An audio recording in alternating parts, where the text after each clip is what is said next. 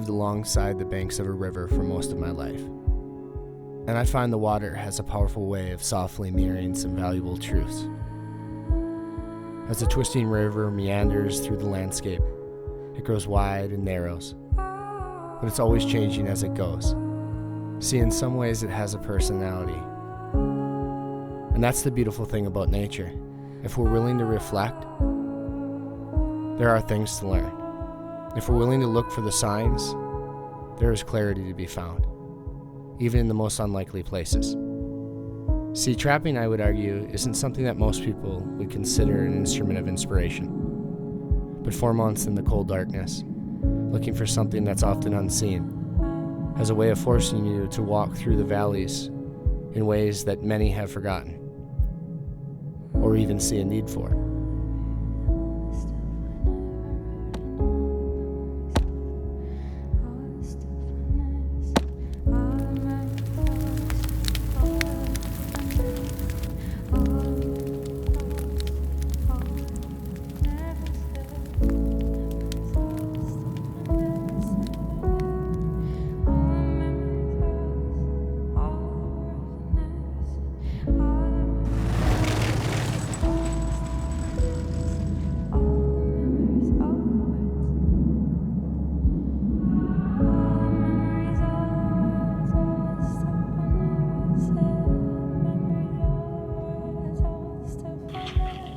We've got a lot of work to do, but I'm excited about this trapping season. I think every year you learn a little bit more, and it's from your observations and the way that animals work. And I know Alaska seems like an amazingly big state, and it is. I've always said I think it makes you a better hunter because of how much time you spend observing, and you're always looking for patterns. And over 4 months or so, hopefully, you figure something out that works. But we'll see how this season goes. But with the new snow, new change, and winter's upon us. As the light slowly gives itself to the dark, it calls to me as another mother, saying, "Come outside. It's getting dark." She sends me down a path intended for my liberation. See, when the lights are put out, it's easy to look for meaning, to free yourself from all of your own ideas, your dedication to doing and believing all the right things, and find purpose in the empty, hopeless spaces we often define as darkness. See, in the darkness, if you're willing to let go of your tendency to flee the unpredictable, unfamiliar world that happens in the darkness, you begin to understand that the darkness teaches you that you're never more in danger of stumbling when you think you know where you're going. And it's when we can no longer see the path we're on, and no longer read the map we've brought with us, where you learn to engage in the environment instead of control it. You learn to confront your own vulnerabilities and truly begin to see the world in new ways. It's amazing here right under the Arctic Circle just how fast the seasons change, and this year we've gotten a crazy amount of snow, but the one thing that's always consistent is the most of the trapping season you spend in the dark. And this is just a few hours ago we only had maybe 3 or 4 hours of light, so I was just trying to make some trails through here to see whether I wanted to run a snow go trail through, and I was trying to see if there was any animal sign. So it's going to be the dark season, and but the one thing that remains though is that trapping isn't something I have to do, but I love to do.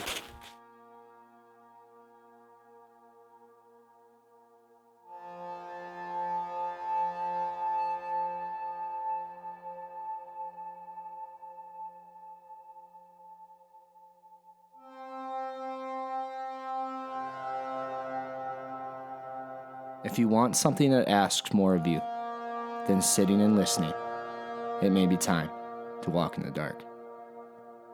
And you will begin to see that unlike the sun that rises and sets, the moon waxes and wanes. It seldomly ever looks the same, which I believe better reflects the nature of our own journey. Dark and light, faith and doubt, like distant waves that roll out from the same ocean. Both are of the same source, and there's purpose in both.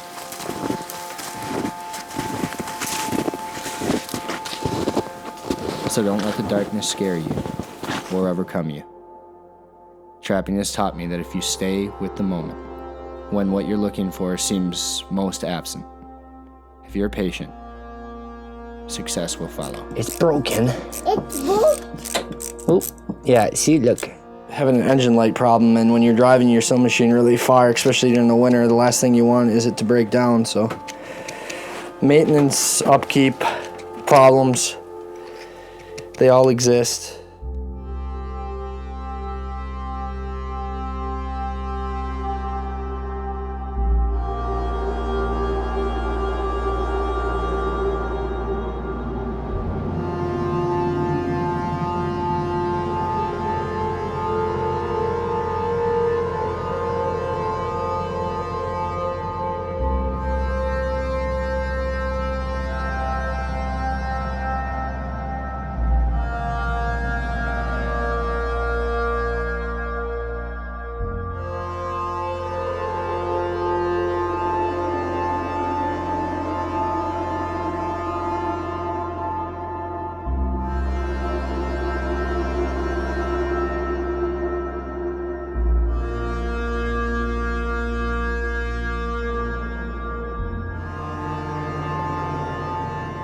You gotta really respect these animals too, because they're out here, man. I mean, like the last couple days, it's been severely cold, and the reason we probably got one is because it's warmed up, but and they start moving after a real cold spell. And what an amazing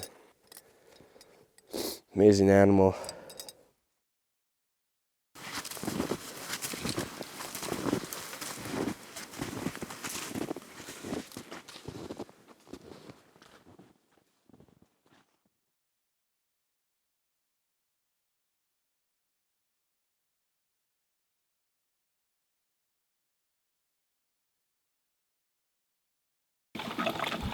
It's amazing at this point how the darkness has kind of rolled in and the cold days have come, and we're stringing quite a few cold days together.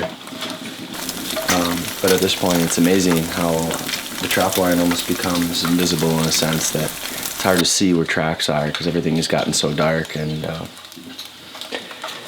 But I guess today we're supposed to get a little bit of a warm spell. It's supposed to warm up, and we'll see how it is in the afternoon. But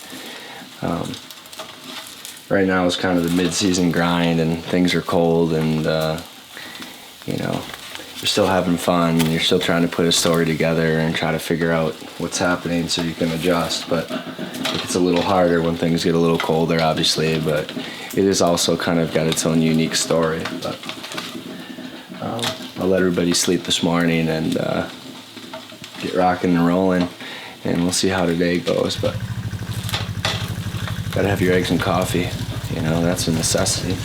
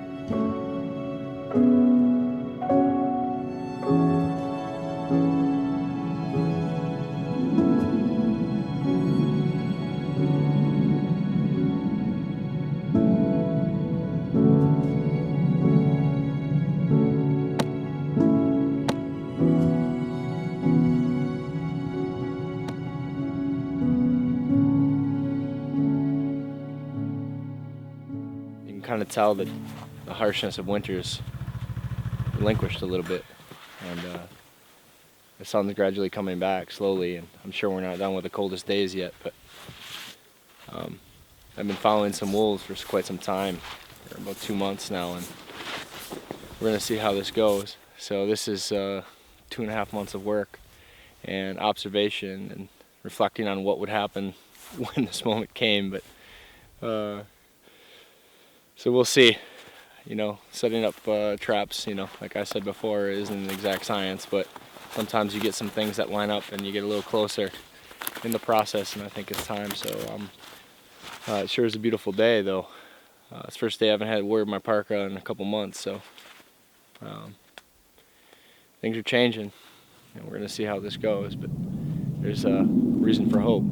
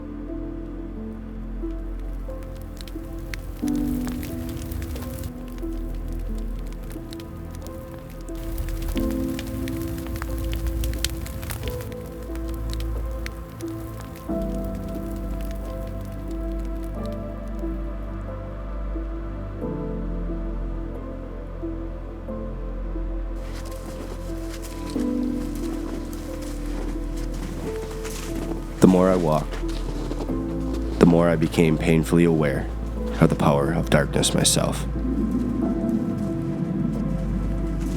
I became all too aware of the dangers and dark whispers of isolation.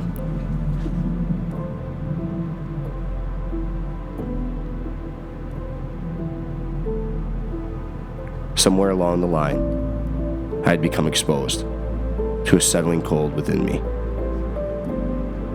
When you feel you're all alone and the darkness comes,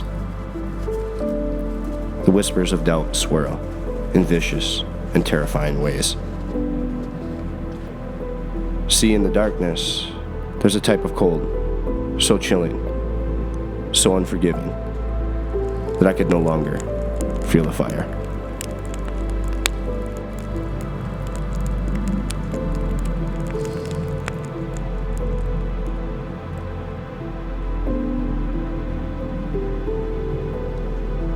It was as if I was being painfully torn apart.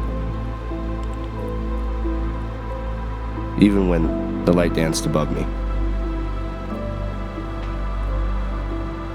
It's in the darkness and the isolation, I believe, you come closer to God or your demons. But I had learned a lesson from trapping. I had to believe in hope, even when it seemed so absent.